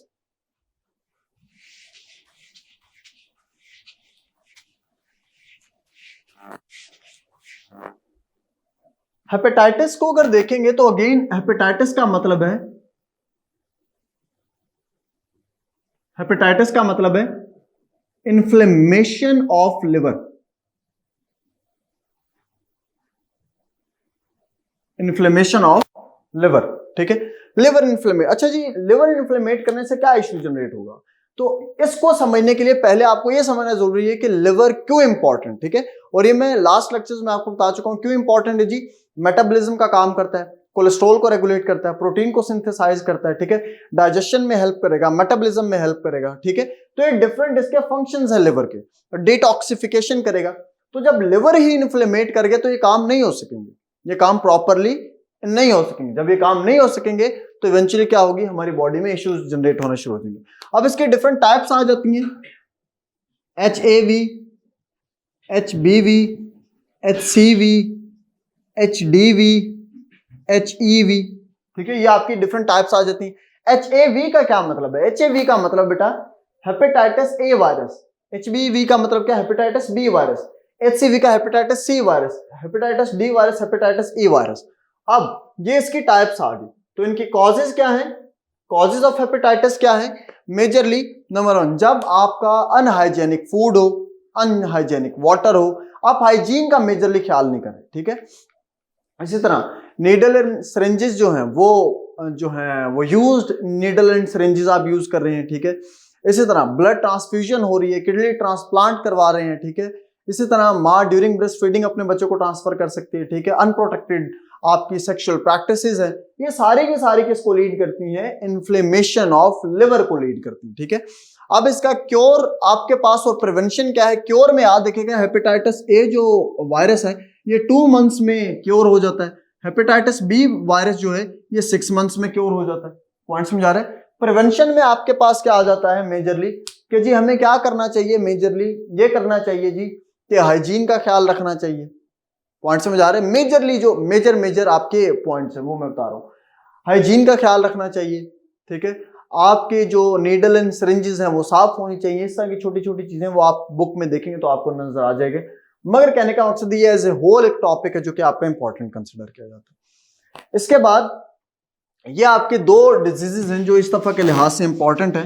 नेक्स्ट आपके पास जो पॉइंट आ जाता है दैट इज एक बेसिक सा आपको मैं पॉइंट समझा रहा हूं, इसको समझेंगे और उसी के अंदर ही आपका ये टॉपिक बायो का जो पोर्शन है वो कंप्लीट हो जाएगा, ठीक है।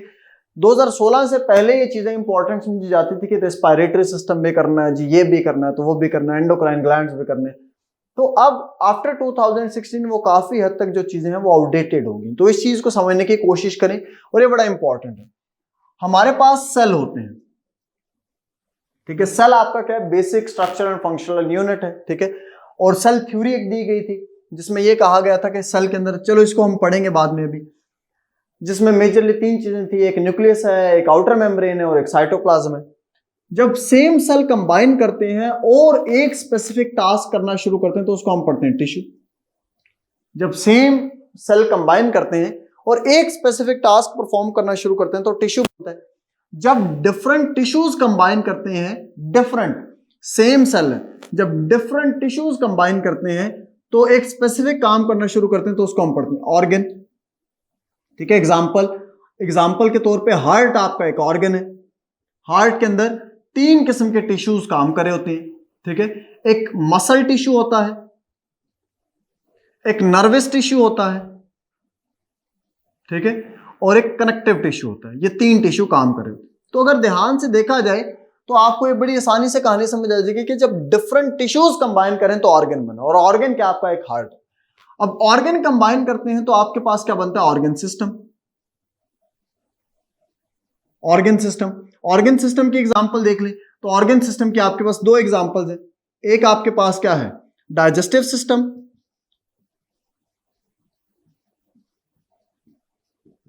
और सेकंड नंबर पे आपके पास क्या है, सर्कुलेटरी सिस्टम, जो मेजरली आपके इंपॉर्टेंट है। यही 2 हमने जल्दी जल्दी देखने। और ऑर्गन सिस्टम्स को जब कंबाइन किया जाए तो एक ह्यूमन बॉडी बन जाती है, ऑर्गेनिज्म बन जाता है। तो ये सीक्वेंस आपको याद होना चाहिए, ये सीक्वेंस आपने नहीं भूलना, ठीक है। अब 1 बाय 1 इनको बेसिक लेवल पे हम एक्सप्लेन कर लेंगे। सेल आपके पास क्या है, ठीक है। प्रोक्रियोटिक सेल होते हैं, यूकैरियोटिक सेल होते हैं। अब सेल थ्योरी में जो कहा गया था, ये न्यूक्लियस है, ये इसके आउटर मेम्ब्रेन है और ये साइटोप्लाज्म है, ठीक है। ये आपका सारे का सारा, ये जो व्हाइट एरिया आपको नजर आ रहा है, सारे का सारा साइटोप्लाज्म है। साइटोप्लाज्म के ऊपर टाइनी सेल ऑर्गेनल्स स्पोर्ट होते हैं, टाइनी सेल ऑर्गेनल सपोर्टेड होते हैं, जिनमें कुछ के नाम मैं जल्दी जल्दी बता देता हूं। लेट से आपके पास है एक माइटोकॉन्ड्रिया आपके पास आ जाता है, ठीक है। माइटोकॉन्ड्रिया आपके पास आ जाता है, राइबोसोम्स आ जाता है, गोल्जी अपरेटस आ जाता है। पॉइंट समझ आ रहे कि नहीं आ रहे, ठीक है। इसी तरह आपके पास राइबोसोम्स आ जाते हैं, इसी तरह आपके पास लाइसोसोम्स आ जाते हैं, वैक्यूल्स आ जाते हैं, क्लोरोप्लास्ट आ जाते हैं। ये आपके छोटे छोटे टाइनी सेल ऑर्गेनल्स हैं। माइटोकॉन्ड्रिया मशहूर जमाना है, इसको तो वैसे याद होना चाहिए कि माइटोकॉन्ड्रिया आपका power house of the cell consider किया जाता है। तो ये सारे का सारा आपके पास क्या है, ये सेल स्ट्रक्चर आ जाता है, ठीक है। तो इसमें आपने मेजरली 7 से 8 क्या करने, इसके फंक्शन याद कर लेने के, सेल के इंपॉर्टेंट फंक्शंस क्या हैं।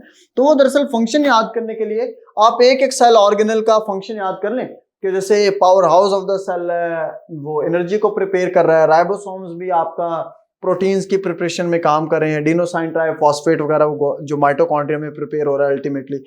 राइबोसोम्स आपके 2 किस्म के होते हैं ना, rough endoplasmic reticulum, smooth endoplasmic reticulum. जो रफ एंडोप्लाज्मिक रेटिकुलम वो अल्टीमेटली आपके प्रोटीन्स की सिंथेसिस में काम कर रहे हैं। ये सेल स्ट्रक्चर है। उसके बाद आपके पास आ जाते हैं 2 किस्म के system, that is digestive system and circulatory system. ये थोड़ा सा इंपॉर्टेंट समझा जाता है, ठीक है। इन दोनों में से हर साल कोई ना कोई पेपर में आता है। जैसा लास्ट टाइम आपका सर्कुलेटरी सिस्टम, डाइजेस्टिव सिस्टम आ गया था, इस दफा के लिहाज से आपका जो सर्कुलेटरी सिस्टम है वो काफी हद तक इंपॉर्टेंट है।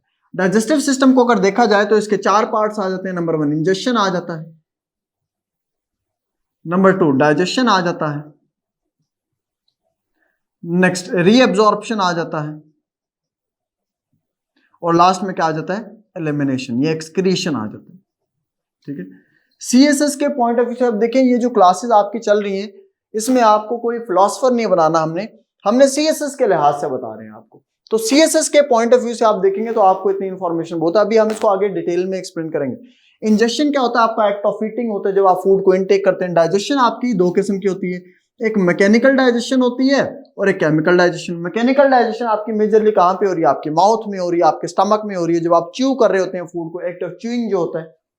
केमिकल डाइजेशन आपकी कहां है, जैसे ही माउथ में आप फूड इनटेक करते हैं तो आपकी केमिकल डाइजेशन स्टार्ट हो जाती है, जैसे सलाइवा जो आप प्रोड्यूस करते हैं उससे आप फूड को डाइजेस्ट कर रहे होते हैं।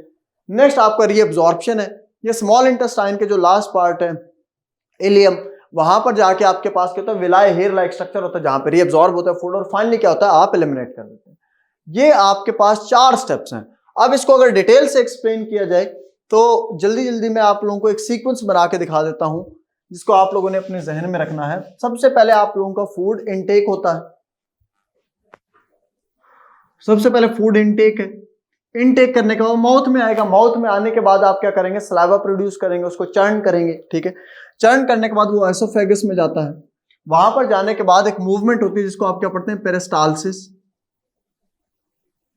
पेरिस्टाल्सिस की मूवमेंट होती है जिसमें क्या होता है, जब आपका फूड जैसे जैसे नीचे मूव कर रहा होता है तो कॉन्ट्रैक्ट कर रही होती है एसोफेगस और रिलैक्स कर रही होती है, जिसकी वजह से क्या है कि प्रेशर डिफरेंस क्रिएट होता है, और उस प्रेशर डिफरेंस के क्रिएट होने की वजह से आपका फूड नीचे की तरफ मूव कर रहा है। वो नीचे मूव करते हैं, अब जब फूड माउथ से निकलता है ना एसोफेगस में जब जाता है तो उसको दरअसल हम पढ़ते हैं बोलस। बोलस आइसोफेगस में बोलस मूव कर रहा है, आइसोफेगस से होता है वो डायरेक्टली कहां पर आ जाएगा, फिर स्टमक में आ जाएगा। यहां से आपने इंपॉर्टेंट चीजें समझनी है, ये इसको अच्छे से एक्सप्लेन करना। अब स्टमक में आएगा तो स्टमक में अगेन 2 किस्म की डाइजेशन होती है, एक मैकेनिकल भी होगी और एक केमिकल भी। मैकेनिकल में क्या होगा, जो आपके स्टमक की लेयर है वो क्या करेगी, कॉम्प्रेस करेगी, रिलैक्स करेगी, कॉम्प्रेस करेगी, रिलैक्स करेगी, जिसकी वजह से क्या है, मैकेनिकल डाइजेशन होगी, ठीक है। सिमिलरली आपके स्टमक में गैस्ट्रिक जूसेस होते हैं, ठीक है, जो कि एसिड प्रोड्यूस करते हैं HCl। वो HCl क्या है, केमिकल डाइजेशन, जिसकी वजह से फूड क्या होगा, फर्दर ब्रेक डाउन होगा। फर्दर ब्रेक डाउन होने के बाद वो क्या बन जाएगा, काइम बन जाएगा, उसको हम पढ़ेंगे काइम, CHYM काइम। इसके बाद फूड आपका एंटर होगा स्मॉल इंटेस्टाइन में। स्मॉल इंटेस्टाइन के 3 पार्ट होते हैं, ड्यूडेनम, जेजुनम और इलियम, ये 3 पार्ट है। सबसे पहले फूड आएगा ड्यूडेनम में। ड्यूडेनम में जैसे ही आपका फूड एंटर होगा, काइम अब एंटर हो रहा है आपके ड्यूडेनम में, तो यहां पर क्या होगा, लिवर जो है अपना बाइल जूस स्क्रीट करेगा ड्यूडेनम में, number 1। Number 2, pancreatic juices produce होंगे, ठीक है। और उसके बाद क्या होगा, ड्यूडेनम में ही अब जो कार्ब्स होंगे, कार्बोहाइड्रेट्स होंगे, वो किस में कन्वर्ट होंगे, शुगर में, ठीक है। इसी तरह आपके प्रोटीन्स कन्वर्ट होंगे अमाइनो एसिड्स में, ये मेजर मोनोमर में कन्वर्ट हो रहे, देखो मैं बताता हूं अच्छे से। और फैट्स आपके कन्वर्ट होंगे फैटी एसिड्स में, ठीक है। ये चीज याद रखनी है कि कार्ब शुगर में, कार्ब प्रोटीन और फैट्स आपके क्या हैं, ये दरअसल याद रखिएगा ये आपके पॉलीमर हैं, और ड्यूडेनम में पॉलीमर जो है वो दरअसल मोनोमर में कन्वर्ट हो रहा है, और मोनोमर आपके पास क्या है, शुगर, अमाइनो एसिड और फैटी एसिड्स है, ठीक है। अब इसमें डिफरेंट 3 किस्म के एंजाइम यूज होंगे, अमाइलेज, लाइपेज, ट्रिप्सिन, ठीक है। ये एंजाइम क्या करेंगे, इनको कन्वर्ट करेंगे। फिर आपका फूड ड्यूडेनम से निकल के जेजुनम में आएगा, जेजुनम में फर्दर एब्जॉर्प्शन होगी, ठीक है, फर्दर उसको एब्जॉर्प्शन कह रहा हूं, फूड फर्दर ब्रेक डाउन होगा, फर्दर चर्न होगा, और फाइनली फिर इलियम में आ जाएगा। इलियम में जब आएगा तो वहां पर हेयर लाइक स्ट्रक्चर होता है जिसको आप विलाय पढ़ते हैं। विलाय में जब आपका विलाय क्या करेगा, हेयर लाइक स्ट्रक्चर होगा, जो इंपॉर्टेंट न्यूट्रिएंट्स को वहां से क्या कर लेगा, रीअब्सॉर्ब कर लेगा, और फाइनली फिर लार्ज इंटेस्टाइन से होते हुए फूड आपका बाहर निकल जाएगा। तो ये सीक्वेंस याद रखिएगा, जो आपका सबसे पहले आपके पास क्या है, इनटेक है, फिर एसोफेगस, पेरिस्टाल्सिस मूवमेंट, फिर कायम है, फिर स्मॉल इंटेस्टाइन है। पेपर में याद रखिएगा इन 2 को लाजमी डिटेल से एक्सप्लेन कीजिएगा, स्टमक को और ड्यूडेनम पार्ट को, इन 2 को लाजमी डिटेल से एक्सप्लेन कीजिएगा, ये सबसे ज्यादा इंपॉर्टेंट पोर्शन समझा जाता है। नेक्स्ट आ जाता है आपके पास सर्कुलेटरी सिस्टम। सर्कुलेटरी सिस्टम का दूसरा नाम जो हम पढ़ेंगे that is double circulation, that is double circulation. इसको डबल सर्कुलेशन पढ़ते हैं। डबल सर्कुलेशन क्यों, क्योंकि हमारा जो ब्लड है वो 2 सर्किट्स कंप्लीट करता है। कैसे 2 सर्किट्स कंप्लीट करता है? लेट्स से ये हमारे बॉडी टिश्यूज हैं, ये हमारे लंग्स हैं, ठीक है। तो पहले बॉडी टिश्यूज से आपका ब्लड लंग्स की तरफ जाता है, फिर लंग्स से बॉडी टिश्यूज की तरफ आता है। तो ये 2 सर्किट्स हैं दरअसल, ठीक है, 2 सर्किट्स हैं। जो पहला सर्किट है इसको हम पढ़ते हैं पल्मोनरी सर्किट, पल्मोनरी सर्किट, और सेकंड को आप पढ़ते हैं सिस्टेमिक सर्किट,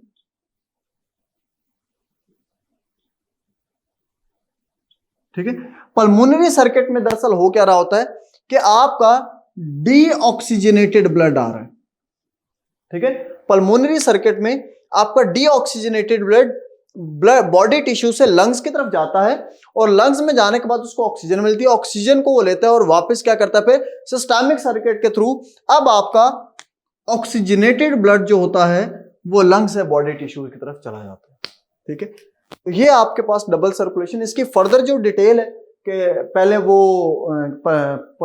उसमें आएगा लेफ्ट एट्रियम पे लेफ्ट वेंट्रिकल, ये सारी की सारी जो डिटेल है, राइट एट्रियम राइट वेंट्रिकल, जितनी भी डिटेल है ये आप लोगों को जो डायग्राम है अभी प्रॉपर जो आप वो बुक देखेंगे तो उसके अंदर आपको एक प्रॉपर करके एक जो सर्किट है वो बना हुआ मिल जाएगा, ठीक है। इसका सीक्वेंस लाजमी याद कर लीजिए।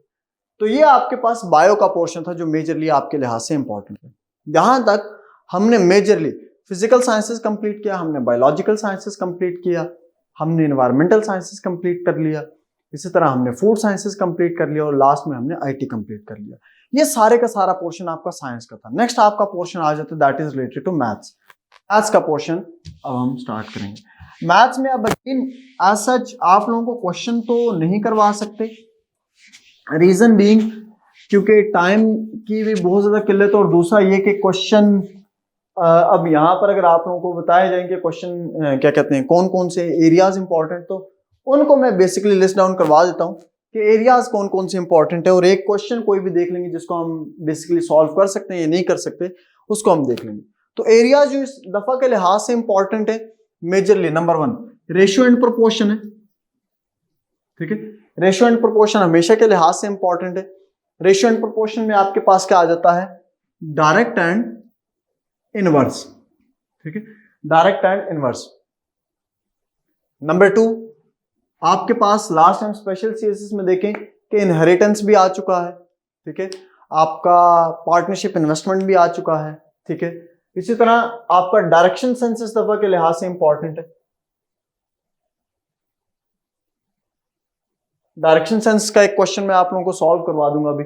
डायरेक्शन सेंस आपका इंपॉर्टेंट है। सिमिलरली नेक्स्ट आपका एरिया देखा जाए तो प्रोबेबिलिटी की बेसिक सी एक्सरसाइज है, प्रोबेबिलिटी इस दफा के लिहाज से इंपॉर्टेंट है। सिमिलर जो एक सबसे ज्यादा इंपॉर्टेंट टॉपिक है वो है प्रॉफिट लॉस या परसेंटेज। परसेंटेज हमेशा ही इंपॉर्टेंट होता है। स्पेशल सीरीज में भी देखें तो उसने परसेंटेज से 20 मार्क्स का सॉलिड 20 मार्क्स का क्वेश्चन दिया, ठीक है, सॉलिड 20 मार्क्स का क्वेश्चन परसेंटेज से आया होता है। इसी तरह नेक्स्ट आपके पास लीनियर इक्वेशन जो है ये बहुत ज्यादा इंपॉर्टेंट, जिसमें एज रिलेटेड क्वेश्चंस है, एज रिलेटेड क्वेश्चंस बहुत ज्यादा इंपॉर्टेंट है। एज रिलेटेड क्वेश्चन और ग्राफ्स ये दो आपके बहुत ज्यादा इंपॉर्टेंट है। मैं रिपीट कर रहा हूं, लीनियर इक्वेशन में एज रिलेटेड क्वेश्चन और ग्राफ के 10 इयर्स अगो उसकी एज इतनी थी, फिर 5 इयर्स अगो इतनी एज हो गई है, तो ये वो वाले क्वेश्चंस बहुत ज्यादा इंपॉर्टेंट है इस लिहाज से, ठीक हो गया। On the same pattern next आप मूव करेंगे कि इस दफा के लिहाज से कौन सी चीज इंपॉर्टेंट है, तो बेसिक ट्रिग्नोमेट्री। बेसिक ट्रिग्नोमेट्री में दरअसल क्या इंपॉर्टेंट है, area and parameter. Area and parameter बहुत ज्यादा इंपॉर्टेंट है इस दफा के लिहाज से कि एरिया एंड पैरामीटर इस दफा आ सकता है, ठीक है।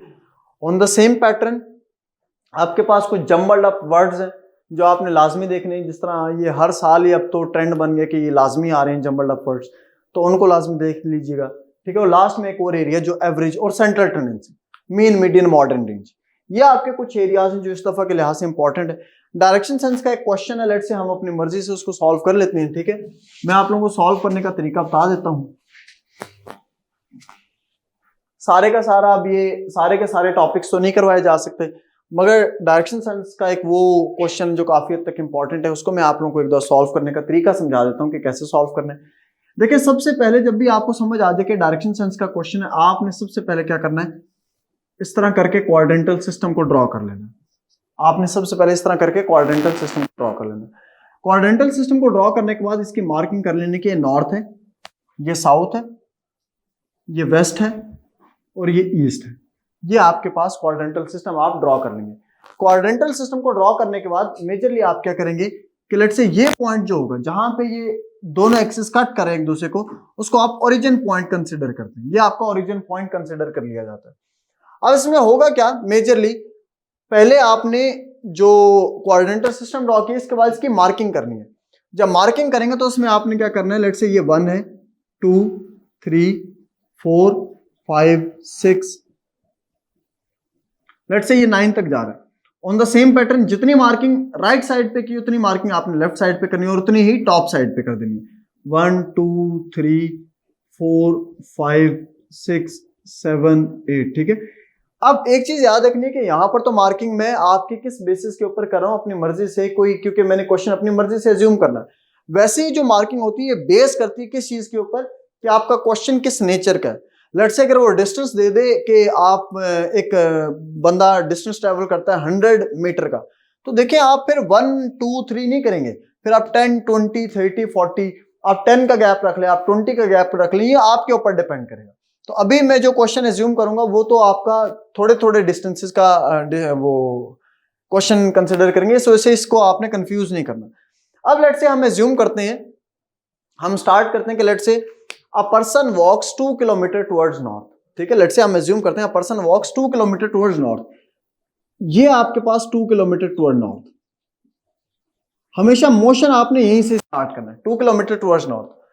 अब आप ये देखें राइट लेफ्ट का बहुत ज्यादा स्टूडेंट्स को इश्यू होता है, तो आप अब नॉर्थ को फेस कर रहे हैं। जब अपने आप को यहां पर खड़ा करेंगे, नॉर्थ को फेस करेंगे, आपका राइट बनेगा ईस्ट और लेफ्ट बनेगा आपका वेस्ट। तो राइट बन गया ईस्ट, लेफ्ट बन गया आपका वेस्ट। अब आप क्या करेंगे, देन ही टर्न्स राइट। मैं एज्यूम कर रहा हूं कि a person walks 2 kilometre towards north, then he turns right. अब ये राइट की तरफ टर्न करना है और राइट की तरफ टर्न करने के बाद वो 4 किलोमीटर वॉक करता है, तो ये आ गया 4 किलोमीटर।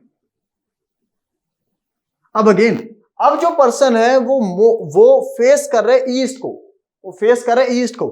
अब वो उसका ईस्ट को फेस कर रहा, तो उसका लेफ्ट बनेगा नॉर्थ और राइट बनेगा उसका south. Then he turns left and walks further 3 kilometre. अभी 2 किलोमीटर पे, तो दोबारा 3 किलोमीटर पे आएगा, तो कितने पे आ जाएगा, 5 किलोमीटर पे आ जाएगा, 3 किलोमीटर। अब ये फेस कर रहा है नॉर्थ की तरफ, then again he turns right and further walks 2 kilometre. अब ये राइट की तरफ टर्न कर रहा है या ईस्ट की तरफ टर्न कर रहा है और 2 किलोमीटर वॉक करता है, तो ये आपके पास 4 पर है। तो अब ये 2 किलोमीटर वॉक करेगा तो कहां पर आ जाएगा, ये 6 पर आ जाएगा, ठीक है। अगेन अब इसको जिस तरह मर्जी मूव करवाते जाए, again he turns, let's say north की तरफ टर्न करवाते हैं और 3 किलोमीटर मूव करवाते हैं, तो किस पॉइंट पर आ जाएगा, 8 पर आ जाएगा। अब इसको जिस तरह मर्जी मूव करवाते हैं। अब आपको कहते हैं कि जी बताएं इनिशियल पोजीशन से कितना दूर है, ठीक है। मतलब ये जो है ये आपने फाइंड आउट करना है, ये आपने फाइंड आउट करना है। तो इसको फाइंड आउट करने के लिए बड़ा सिंपल सा रूल है कि आपने इस पॉइंट का स्ट्रेट लाइन ड्रॉ करनी है। तो ये आपके पास एक राइट ट्रायंगल बन गई, इसको अगर ध्यान से देखें तो ये आपकी एक राइट ट्रायंगल बन गई। इस पॉइंट से ना स्ट्रेट लाइन ड्रॉ करनी, जहां पर ये कट कर दे, तो ये एक राइट ट्रायंगल बन गई। इस राइट ट्रायंगल को अगर ध्यान से देखें तो ये जो हॉरिजॉन्टल है दिस वन, ये कितना है, ये 6 है, ठीक है। ये आपके पास कितनी है, ये हाइट कितनी है, ये 8 है, ठीक है। ये हाइट आपकी 8 है और ये आपने हाइपोटेन्यूज आपने फाइंड आउट करना है। तो फॉर्मूला आपके पास अगेन वो सेम ही रहेगा, दैट इज फॉर्मूला आपके पास सेम ही रहेगा, that is hypotenuse square is equal to base square plus perpendicular का स्क्वायर, ठीक है। Hypotenuse h square is equal to base कितना है आपके पास 6 स्क्वायर प्लस परपेंडिकुलर कितना है जी 8 स्क्वायर। 6 स्क्वायर आपके पास 36 हो गया, 8 स्क्वायर आपके पास 64 हो गया, ठीक है। और ये h स्क्वायर हो गया, दोनों साइड आप अंडर रूट कर लें, ठीक है। ये कैंसिल हो जाएगा, h इज इक्वल टू आपके पास ये 100 आ जाएगा, 100 का अंडर रूट आपके पास कितना आ जाता है 10 किलोमीटर।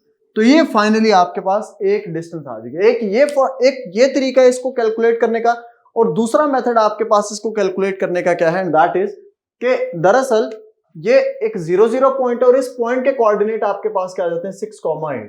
ठीक है, ये दूसरा मेथड इसको कैलकुलेट करेंगे। 6,8 किस तरह है जी, इस पॉइंट की स्ट्रेट लाइन ड्रॉ की, ये एक्स एक्सिस को जिस पॉइंट पे कट करा वो एक्स कोऑर्डिनेट हो गया, इस पॉइंट के स्ट्रेट लाइन ड्रॉ किया वो वाई एक्सिस को किस पॉइंट पे कट करा, 8 पे कट करा, वो 8 कोऑर्डिनेट आ गया।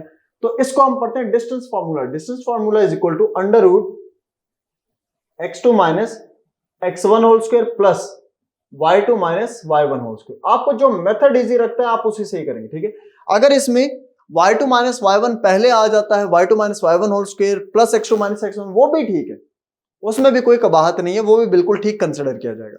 तो अब पहला पॉइंट आपके पास 0 0 है, तो इसको हम पढ़ेंगे x1, y1।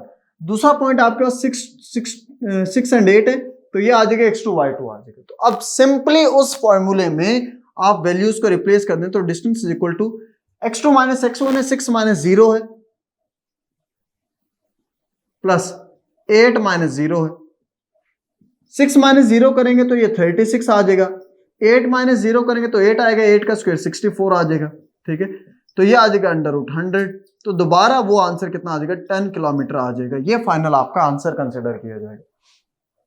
तो ये आपका डिस्टेंस फार्मूले का एक क्वेश्चन है जो मैंने आप लोगों को करवा दिया। अगर उसके अलावा आपके और ढेर सारे क्वेश्चन है, कि जैसे एक क्वेश्चन जो है हम एज्यूम करते हैं कि एज रिलेटेड क्वेश्चन मैं आपको एक करवा देता हूं कि एज रिलेटेड क्वेश्चंस वो किस तरह सॉल्व किए जाते हैं। ठीक है, एक क्वेश्चन उसका सॉल्व कर लेते हैं ताकि उसका भी आपको आइडिया हो जाए। अच्छा, जो नेक्स्ट आप लोगों का क्वेश्चन है, जो एज रिलेटेड क्वेश्चन है जिसको हम करने की कोशिश करेंगे, ये हमारी अकेडमी की जो बुक है जीएसए फॉर क्यूरियस माइंड, इसी से मैं करा रहा हूँ। 221 पेज पर एक क्वेश्चन है, 17 क्वेश्चन। ठीक है, इस क्वेश्चन को एक दो लिस्ट लिख लेते हैं और इसको कंप्लीटली सॉल्व करने की कोशिश करते हैं। लेट्स से क्वेश्चन है जी 11 years ago 11 years ago Ali's age was 5 times of Walid's age. 11 years ago Ali's age was 5 times of Walid's age, but after 7 years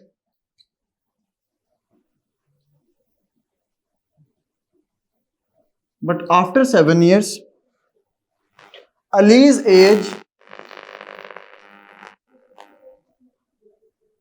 age will be 2 times of Walid's age. Find their ages. ये आपके पास जी question है। ठीक है, इनकी as find out करनी, ये आपके पास question है। ठीक है, सॉल्व करने का मेथड क्या है, बड़े ध्यान से देखेंगे। सॉल्व करने का बड़ा सिंपल सा प्राइम सा मेथड है। आपने सबसे पहले पहली लाइन रीड आउट करने के बाद नंबर ऑफ वेरिएबल्स को आइडेंटिफाई कर लेना, कौन कौन से वेरिएबल है। तो हमारे पास 2 वेरिएबल आ जाते हैं, एक अली वेरिएबल आ जाता है और एक वलीद वेरिएबल आ जाता है। तो आपने हमेशा क्या करना, let present age of Ali, present age of Ali कितनी है, x, और इसी तरह present age of Walid is equal to y। हमने एज्यूम कर लिया कि अली की एज x है, वलीद की एज y है। ठीक है, ये सबसे पहले हमारी अजम्पशन होगी। ये 3 स्टेप्स याद कर लें बेसिकली। सबसे पहला है अजम्पशन,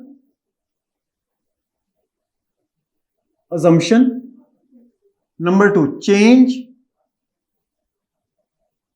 नंबर 3 आ जाता है जी कंडीशन।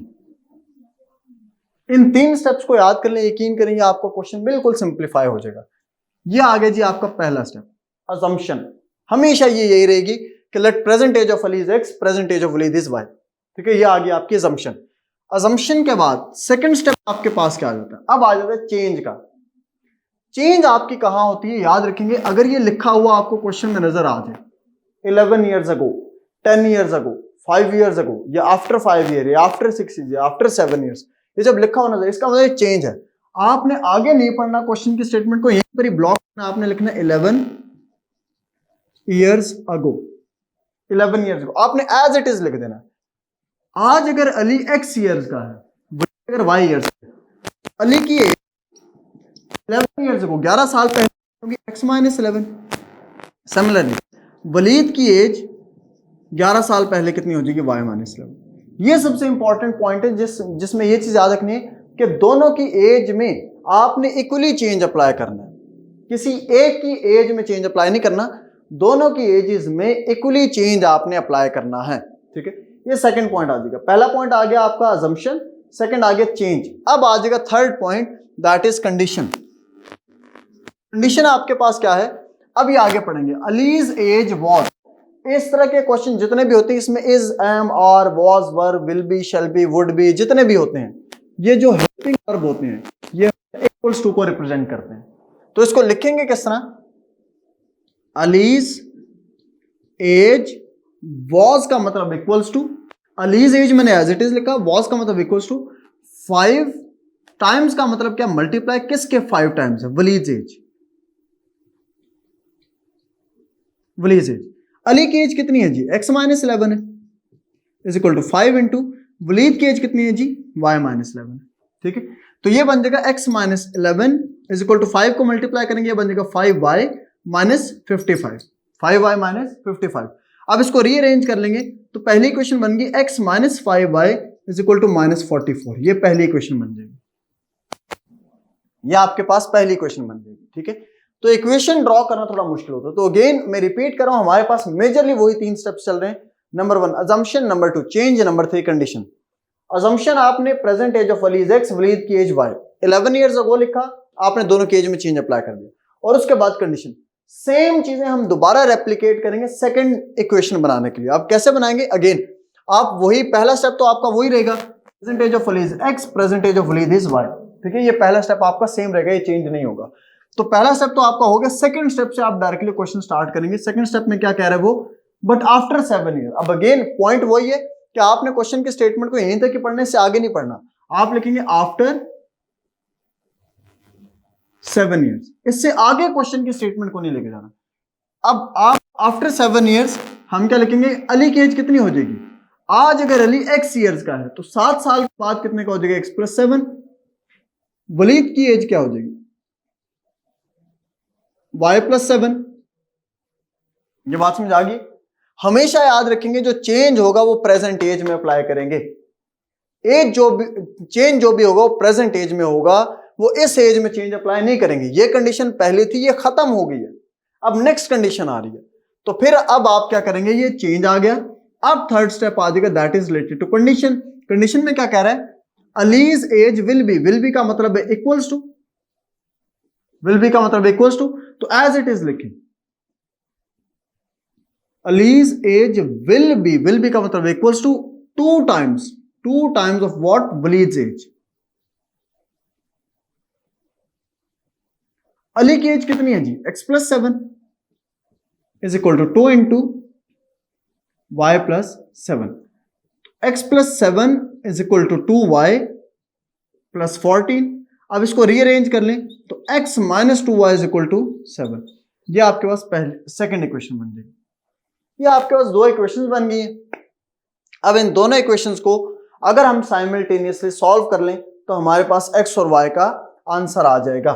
ठीक है, जो कि x और y आपके पास क्या होगी, इनकी प्रेजेंट एज होगी। अब इसको सॉल्व करने के लिए 2 इक्वेशंस हम नोट कर लेते हैं, इसको मैं सॉल्व करने का तरीका बता देता हूं। अब ये जो मैं मेथड बताने लगा हूं ना, x minus 5y is equal to minus 44, x minus 2y is equal to 7, इसको सॉल्व कर रहा हूं मैं एक मेथड से। और ये इस तरह का एक साल में डायरेक्टली एक क्वेश्चन आया था CSS 2017 में, जो लीनियर इक्वेशन के ऊपर बेस्ड था, जिसमें आपने x और y की वैल्यू निकाली, जिसमें आपने इक्वेशन बनानी होती है और उसके बाद x और y की वैल्यू को लोकेट करना होता है।